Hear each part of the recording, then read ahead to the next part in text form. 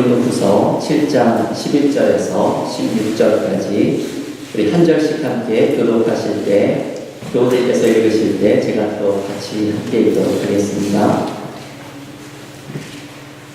보라, 하나님의 뜻대로 하게 된 이 근심이 너희로 얼마나 간절하게 하며 얼마나 변증하게 하며 얼마나 분하게 하며 얼마나 두렵게 하며 얼마나 사모하게 하며 얼마나 열심 있게 하며 얼마나 벌하게 하였는가. 너희가 그 일에 대하여 일체 너희 자신의 깨끗함을 나타내었느니라. 그런즉 내가 너희에게 쓴 것은 그 불의를 당한 자를 위한 것도 아니요 그 불의를 당한 자를 위한 것도 아니요 오직 우리를 위한 너희의 간절함이 하나님 앞에서 너희에게 나타나게 하려 함이로라. 이로 말미암아 우리가 위로를 받았고 우리가 받은 위로 위에 디도의 기쁨으로 우리가 더욱 많이 기뻐함은 그의 마음이 너희 무리로 말미암아 안심함을 얻었습니다. 내가 그에게 너희를 위하여 자랑하는 것이 있더라도 부끄럽지 아니하니 우리가 너희에게 이른 말이 다 참된 것 같이 디도 앞에서 우리가 자랑하는 것도 참되게 되었도다.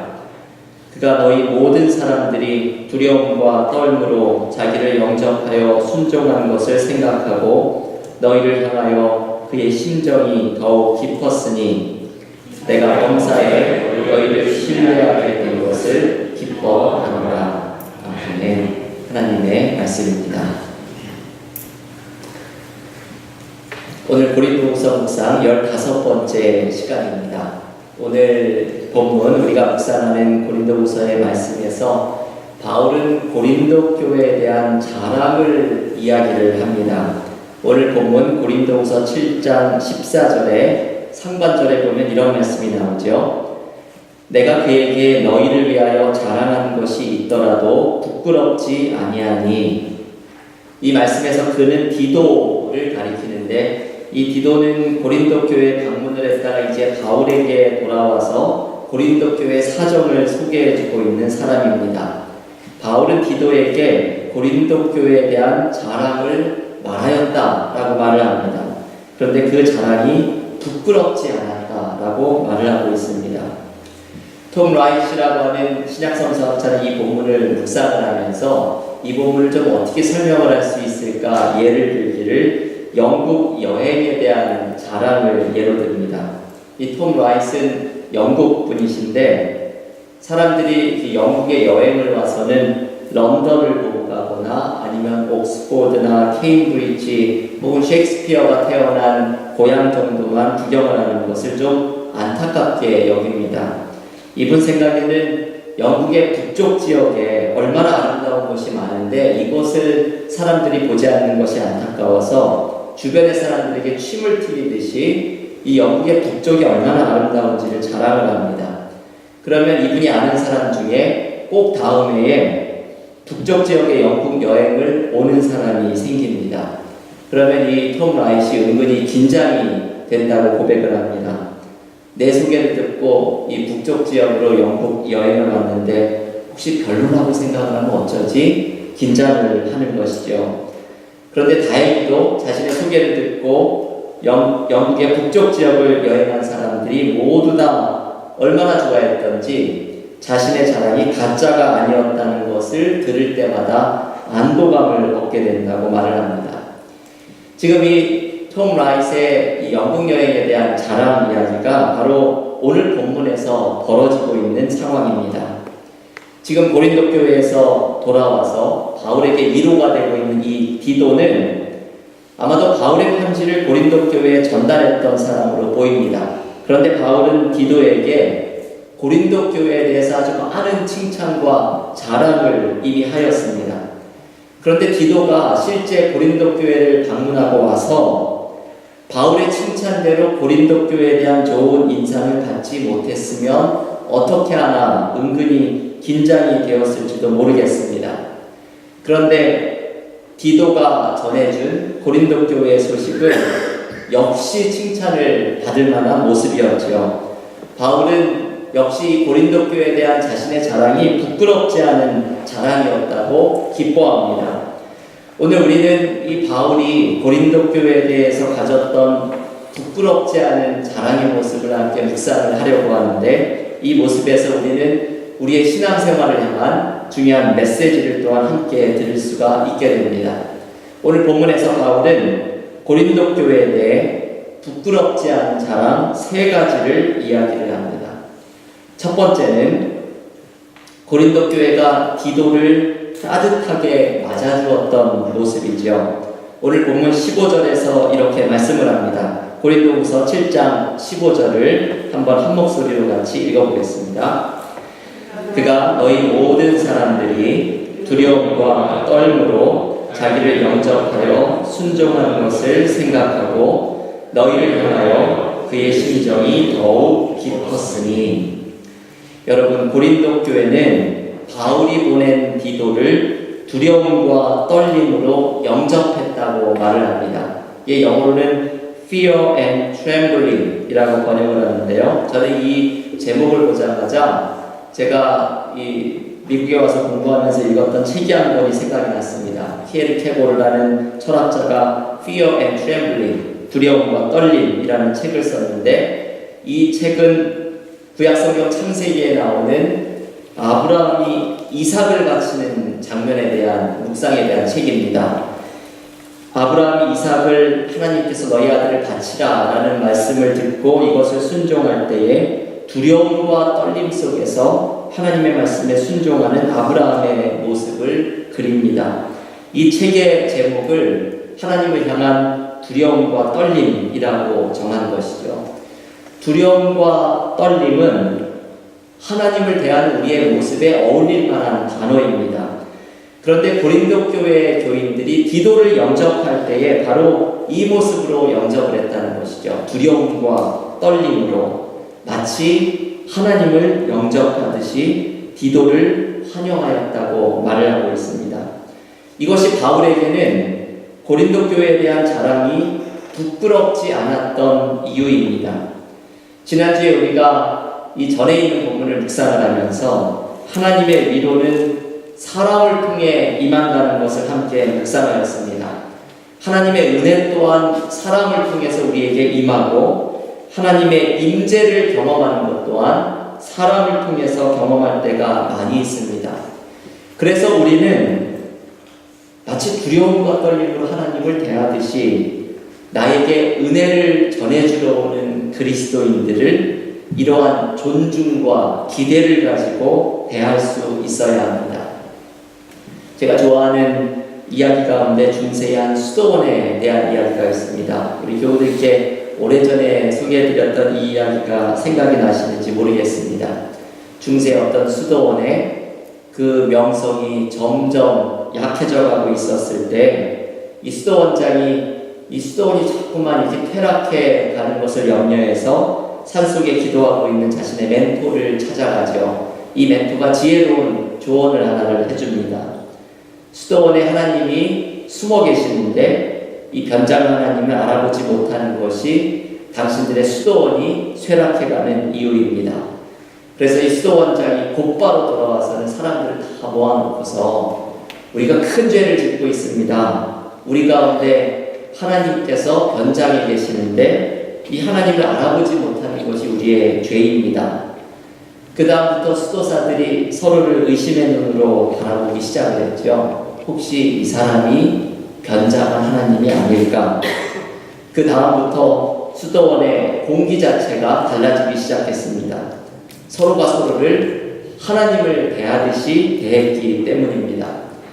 결국 이 수도원에서 변장한 하나님을 찾지는 못했지만 수도원은 옛날의 명성과 부흥을 다시 회복하였습니다.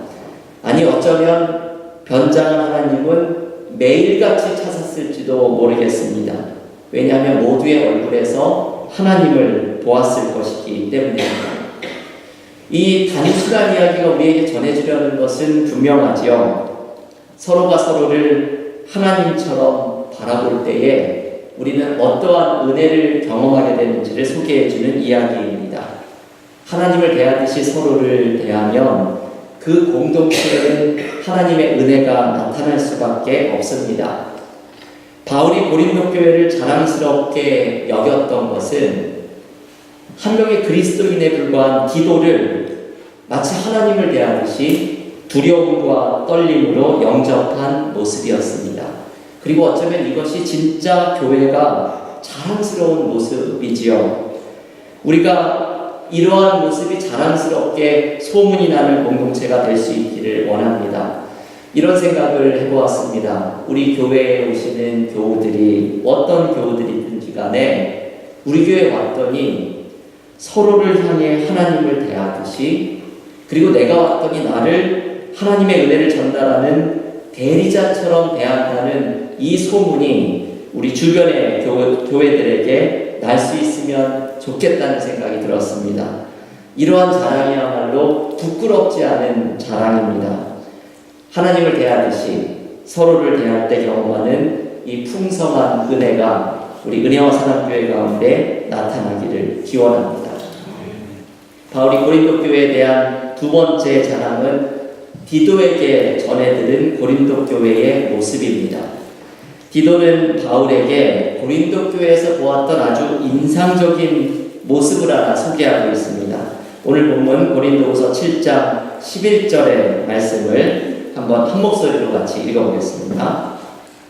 보라, 하나님의 뜻대로 하게 된 이 근심이 너희로 얼마나 간절하게 하며 얼마나 변증하게 하며 얼마나 분하게 하며 얼마나 두렵게 하며 얼마나 사모하게 하며 얼마나 열심히 있게 하며 얼마나 벌하게 하였는가. 너희가 그 일에 대하여 일체 너희 자신의 깨끗함을 나타내었느니라. 아멘. 여러분, 지난 수요일에 우리가 묵상을 했던 하나님의 뜻대로 하는 근심에 대한 말씀을 떠올려야 합니다. 우리 7장 11절은 하나님의 뜻대로 하게 된 근심이 어떤 일을 이루게 하였는지를 소개를 해줍니다. 하나님의 뜻대로 하는 근심은 이것이죠. 하나님께서 우리의 마음속에 일으키시는 근심입니다. 우리가 하나님이 원하시지 않는 삶을 살아가고 있을 때에 하나님은 우리의 마음에 공허함을 일으키시고 불안함을 일으키시고 그리고 성령의 찌름을 일으키셔서 우리로 하여금 회개하고 하나님의 뜻에 합당한 삶으로 방향을 전환하도록 우리를 인도하십니다. 이것이 하나님의 뜻대로 하는 근심이고, 그래서 이 하나님의 뜻대로 하는 근심은 결국은 우리에게 선한 것입니다.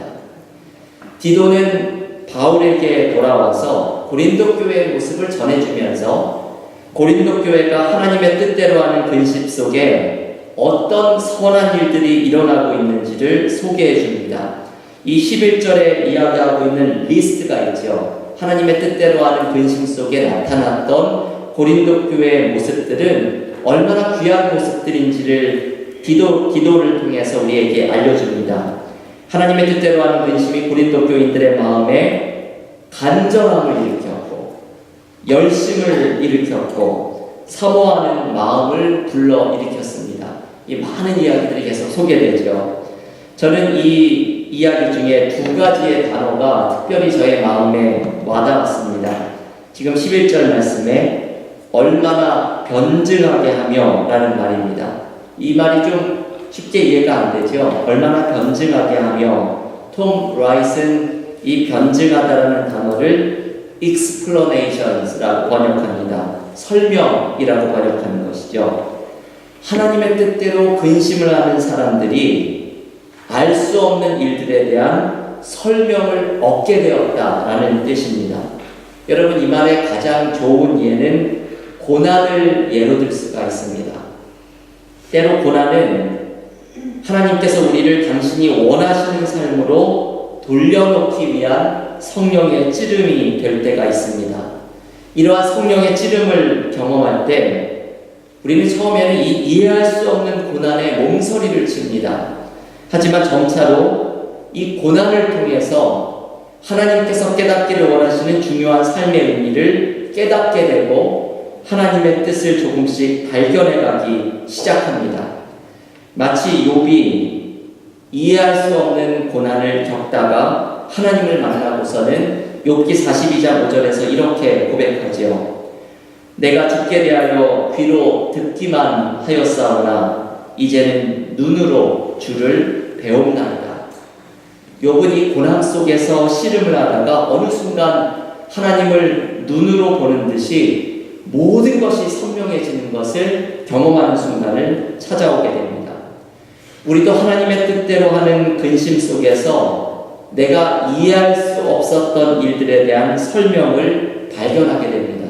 우리에게는 이 믿음의 씨름이 중요하죠. 믿음의 씨름으로 하나님의 뜻대로 하는 근심 속에서 우리가 알 수 없었던 삶의 모습들에 대한 하나님이 주시는 설명을 발견하게 됩니다. 이게 고린도 교회 교인들 가운데 나타났던 모습이라고 말을 합니다. 고린도 교회 씨름 중에서 또 다른 인상적인 표현은 지금 읽었던 11절 말씀에서 얼마나 분하게 하며 라는 표현입니다. 얼마나 분하게 하며. 이 말은 하나님의 뜻대로 하는 근심이 교인들의 마음에 분노를 일으켰다는 의미입니다. 이 분노는 거룩한 분노이고 그리고 의로운 분노입니다. 여러분, 우리가 느끼는 분노를 가만히 생각을 해보면 우리는 다른 사람이 우리에게 섭섭하게 한 아주 자그마한 일들에 분노할 때가 많이 있습니다. 김수영 시인이라는 한국의 유명한 시인은 한 시에서 이렇게 말을 합니다. 왜 나는 조그마한 일에만 그렇게 분개하는가? 왜 나는 조그마한 일에만 그렇게 분개하는가? 그런 자신의 모습을 부끄러워합니다. 자신이 손해본 일에 대해서 그리고 자신보다 힘이 없는 사람에 대해서 우리는 자그마한 일에는 그렇게 분개하면서 불의를 폭로하거나 정의를 요구하는 무언가 내가 위험을 감수해야 하는 일에는 한없이 너그러운 모습을 보여줍니다. 그런데 오늘 바울은 고린도 교인들이 하나님의 뜻대로 하는 근심 속에서 거룩한 분노가 일어났다고 말을 합니다. 이것은 무언가 거창한 일이 아니어도 됩니다. 사회의 부정의한 모습을 보고 나라를 위해 기도하지 않고서는 견딜 수 없는 마음, 가난하고 연약한 사람들을 위해 무언가 하지 않으면 견딜 수 없는 마음, 이런 것이 바로 하나님의 뜻대로 하는 근심 속에 일어나는 거룩한 분노입니다. 이러한 모습이 바로 바울은 부끄럽지 않은 자랑이라고 말을 합니다. 여러분, 지금 이 고린도 교회에 나타나고 있는 모습이 교회 가운데 나타난다면, 우리 은혜와 사랑 교회에 나타난다면 이것이 얼마나 하나님이 기뻐하시는 공동체가 되는 길이겠습니까? 우리 안에서 하나님의 뜻대로 하는 열심과 믿음의 씨름과 의로운 분노가 나타나서 하나님 앞에 부끄럽지 않은 자랑거리가 되는 믿음의 공동체가 될 수 있기를 기원합니다. 마지막으로 오늘 바울의 고린도 교회에 대한 자랑에서 가장 중요한 말씀이 남겨져 있습니다. 바울은 고린도 교회의 여러 가지 모습에 대해서 자랑스럽다고 이야기를 하지만 무엇보다도 가장 자랑스러운 것은 고린도 교회에 자신이 전한 진리의 말씀을 자랑스럽게 여깁니다. 오늘 본문 고린도후서 7장 14절의 말씀을 우리 한번 마지막으로 함께 14절 말씀을 함께 읽어보겠습니다. 내가 그에게 너희를 위하여 자랑하는 것이 있더라도 부끄럽지 아니하니 우리가 너희에게 이른 말이 다 참된 것 같이 기도 앞에서 우리가 자랑한 것도 참되게 되었도다. 여러분, 여기에서 중요한 표현은 우리가 너희에게 이른 말이 다 참된 것 같이, 바로 이 표현입니다. 우리가 너희에게 이른 말이 다 참된 것 같이. 이것은 바울이 고린도 교회에 전한 진리를 가리키는 말씀입니다. 한마디로 말하면 복음이지요. 바울은 자신이 전한 진리를 부끄럽지 않은 자랑거리로 여깁니다. 사실은 이 복음의 진리가 오늘 본문의 모든 것의 기초가 되고 핵심이 되는 말씀입니다. 디도를 두려움과 떨림으로 영접했던 이유도 이 진리를 전달한 사람이었기 때문이고, 고린도 교회 안에 일어났던 하나님의 뜻대로 하는 근심 또한 바울이 디도를 통해서 전한 이 진리의 말씀 때문에 가능하였습니다. 오늘 본문의 바울의 자랑거리의 모든 중심에는 결국에는 바울이 전한 복음과 진리가 놓여져 있습니다. 바울은 이 진리야말로 자신에게 가장 부끄럽지 않은 자랑거리, 이것이 바로 바울이 전한 이 복음의 진리라고 이야기를 하고 있습니다. 여러분, 이것이 교회에게는 얼마나 중요한 일입니까? 교회의 자랑거리는 무엇이겠습니까? 좋은 리더십이 교회의 자랑거리가 되겠습니까? 아니면 우리 교회에는 이런 좋은 목회 프로그램이 있고 좋은 교육 프로그램이 있다는 것이, 이것이 교회의 자랑거리가 되겠습니까? 한국에 제가 어떤 교회를 방문했다가 그 교회의 자랑거리를 소개받은 적이 있습니다. 우리 교회에 자랑거리가 있다고 저를 데리고 가시더니 교회 옥상에 꾸며놓은 멋진 커피숍을 구경을 시켜주었습니다. 그 옥상에서 뷰가 아주 너무나 좋은 뷰가 있고 인테리어가 어떤 고급 커피숍에 뒤지지 않는 그런 모습이었습니다. 교인들을 위해서 그런 편의시설을 꾸며놓은 것이 좋게는 보였지만 이게 교회의 자랑거리가 되어서는 안 되죠. 교회의 자랑거리는 오늘 바울은 분명하게 가르쳐줍니다. 복음의 진리가 나타나는 것, 이것이 교회의 자랑거리라는 것이죠. 우리에게 이것을 물어보아야 합니다. 교회의 복음의 능력이 나타나고 있는가? 교회는 이것을 전하고 있는가? 이것이 교회가 부끄럽지 않은 자랑거리로 삼고 있는 것인가? 우리는 이것을 물어보아야 합니다. 그런데 우리에게는 이러한 모습이 부족할 때가 참 많이 있죠.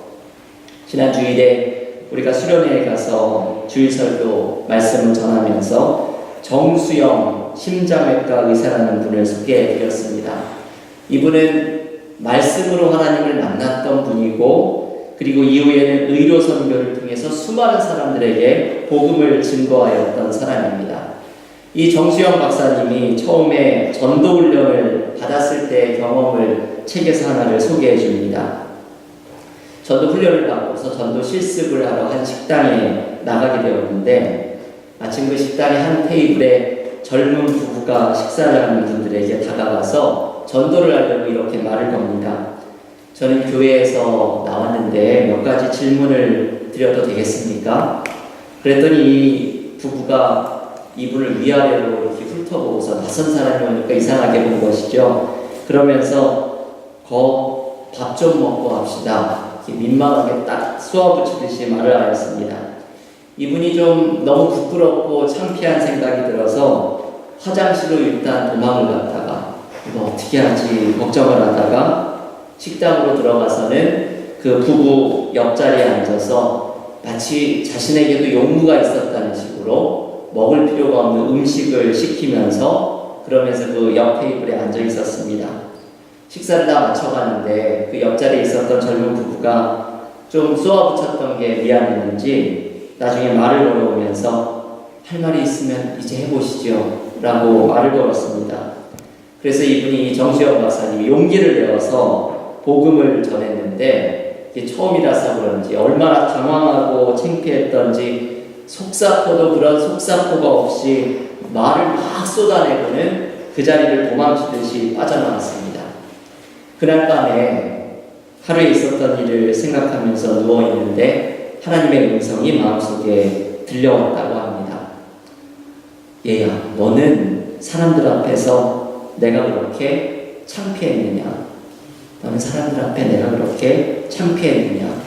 이 말이 들려오면서 예전에 병원 식당에서 밥을 먹기 전에 기도를 하려다가 사람들이 몰려오니까 슬그머니 손을 내렸던 기억까지도 나면서 내가 주님을 참 부끄러워했구나 라는 생각이 자꾸만 자신의 마음을 괴롭히기 시작했습니다.